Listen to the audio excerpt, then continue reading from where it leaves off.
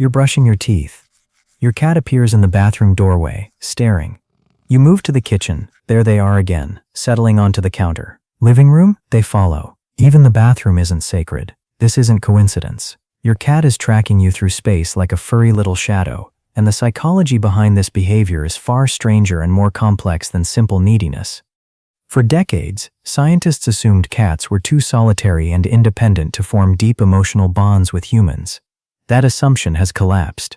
Recent attachment research reveals that around 65% of domestic cats show secure attachment patterns to their caregivers, almost identical to the proportion found in human infants.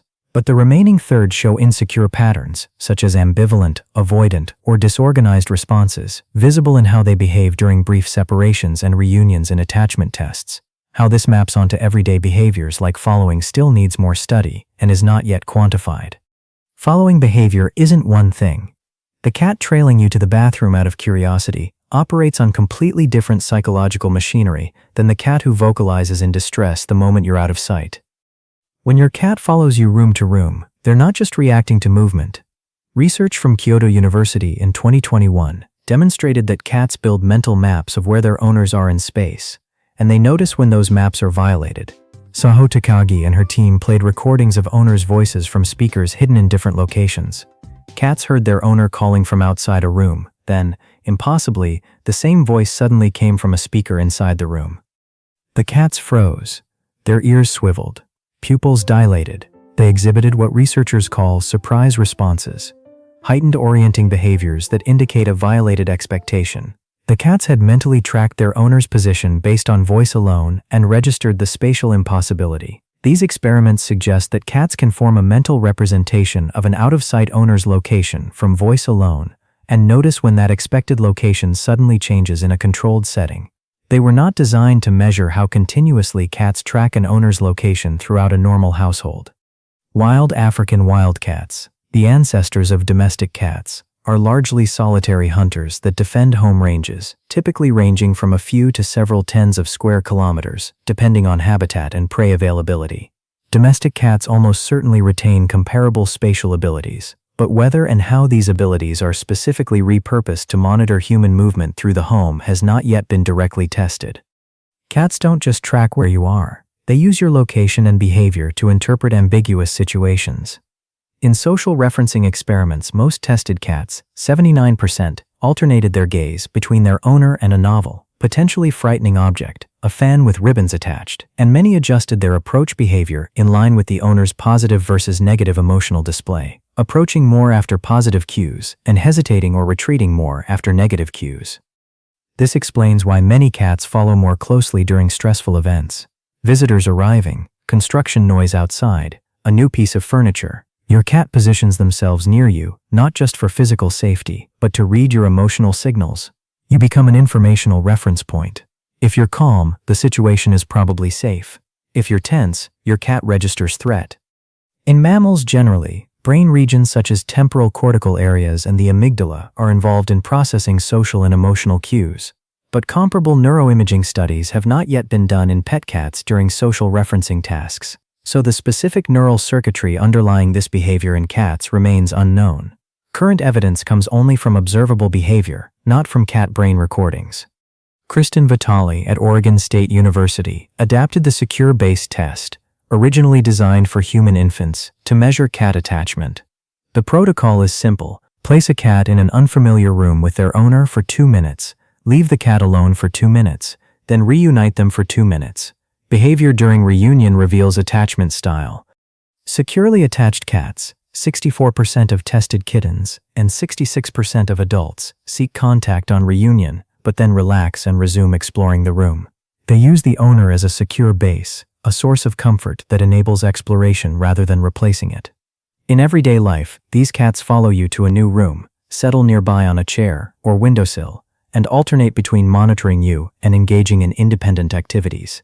They tolerate closed doors without panic. Following increases during mildly stressful events, but subsides when the environment calms. Oxytocin, a hormone implicated in social bonding in many mammals, has also been examined in cats, but current studies are small and exploratory. A 2025 study by Chang and colleagues measured cats' oxytocin levels before and after structured interactions with their owners and related the changes to attachment style. Securely attached cats showed higher oxytocin responses to owner interaction, likely linked to their lower baseline oxytocin levels, and owners reported fewer behavioral issues in these cats than in insecurely attached cats.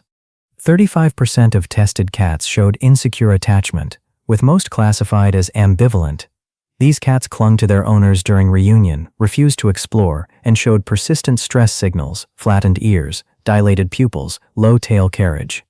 The laboratory pattern mirrors what owners describe as velcro cats.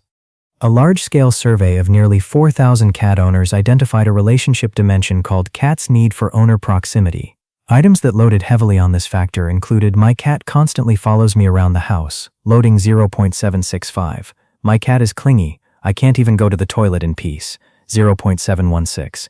"And if I am in a separate room with a closed door, my cat will cry until I open the door," 0.683. Owners reporting this pattern were clustered into a codependent relationship type: high owner emotional investment, high cat proximity need, lower acceptance of other people.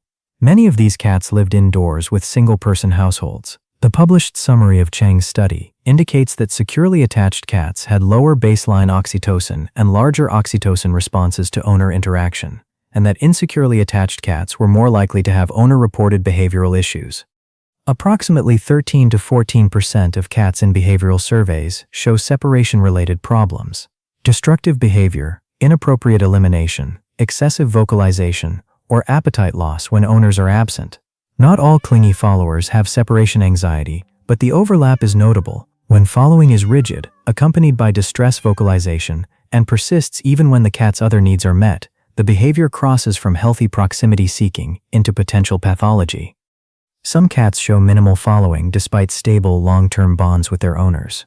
Potter and Mills at the University of Lincoln tested 20 cat-owner pairs using a full strange situation protocol and found no consistent evidence that cats, as a group, use owners as a secure base the way dogs and human infants do. Many cats in their study didn't preferentially explore more or relax more in the owner's presence versus a stranger's presence.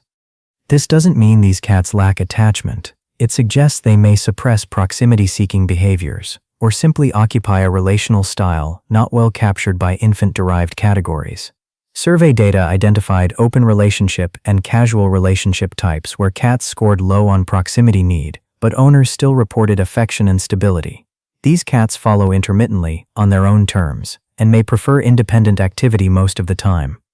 African wildcats, Felis libica, the ancestor of all domestic cats, are solitary, territorial carnivores. Adults interact mainly for mating. Mothers raise kittens alone. Once weaned, young wildcats disperse to establish their own territories. The closest thing to following behavior in wildcats is kittens trailing their mother to learn hunting, and even that ends by 4 to 5 months of age. Domestic cats have been living with humans for roughly 10,000 years, a blink in evolutionary time. The specific pattern of persistently following an adult human from room to room has no clearly documented analog in African wildcats, which are not reported to shadow adult conspecifics in this way. In the wild, close following is mainly described in dependent kittens trailing their mother rather than in adults. Domestic cats have basically hacked their own developmental program, extending juvenile social behaviors into adulthood in the presence of a human caregiver who provides food, safety, and social interaction. This is an example of neoteny, the retention of juvenile traits into adulthood through domestication and environmental shaping. This framework has been used to explain why domestic adult cats frequently meow at humans and need behaviors that in wild contexts are mainly associated with kitten-mother interactions, although detailed comparative data for wild cats are still limited. Following behavior in some adult pet cats plausibly fits into the same general pattern of juvenile-like social behaviors persisting into adulthood. But neoteny doesn't fully explain individual variation. Why do some cats become Velcro shadows while others remain aloof? Temperament research points to heritable personality dimensions. One large questionnaire study on pet cats, the Feline 5, identified 5 reliable factors: neuroticism, extroversion, dominance, impulsiveness, and agreeableness, several of which reflect boldness and friendliness toward humans, and cats scoring higher on the more outgoing, agreeable dimensions were more likely to seek human contact and proximity. Early socialization also plays a role. though perhaps less than previously assumed. Vitali's team ran a 6-week socialization and training intervention with kittens, then retested attachment style. Classifications barely changed.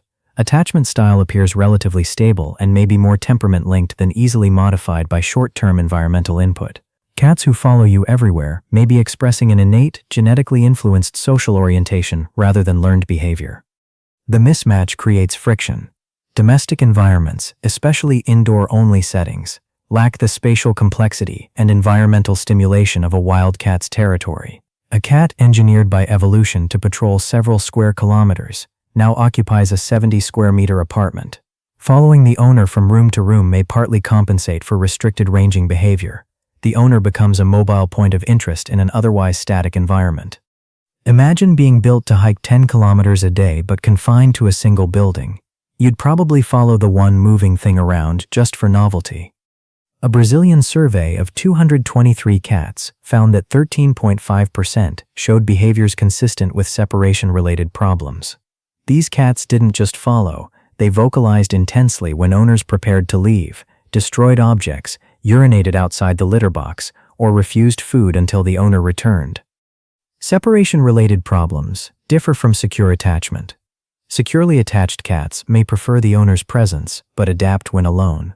Cats with separation-related problems experience genuine distress, characterized in questionnaire studies by behavioral disruption such as destructive behavior, inappropriate elimination, excessive vocalization, and agitation during owner absence. Physiological stress measures like cortisol have been proposed in general models of animal stress. The behavior often clusters with other signs: over-grooming to the point of skin lesions, aggression when the owner returns, redirected frustration, or hypervigilance even when the owner is present. Environmental factors contribute.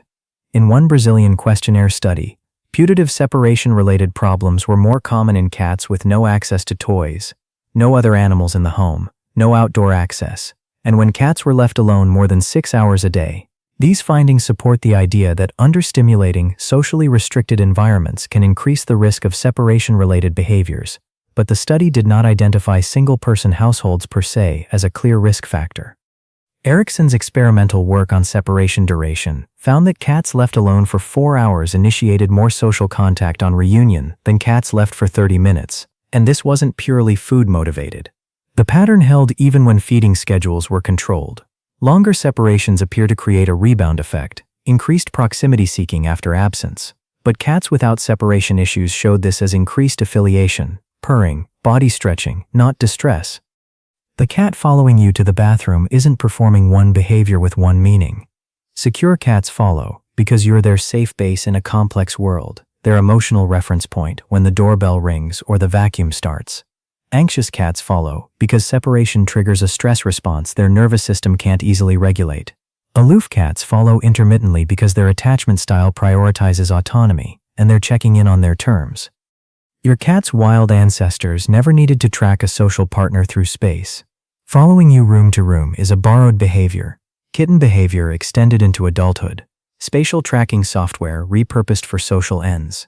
A solitary hunter's brain adapting to life with an unpredictable, mobile companion. Whether that adaptation looks like a relaxed shadow or a distressed velcro cat depends on temperament, oxytocin dynamics, early experience, and the specific relationship you've built together.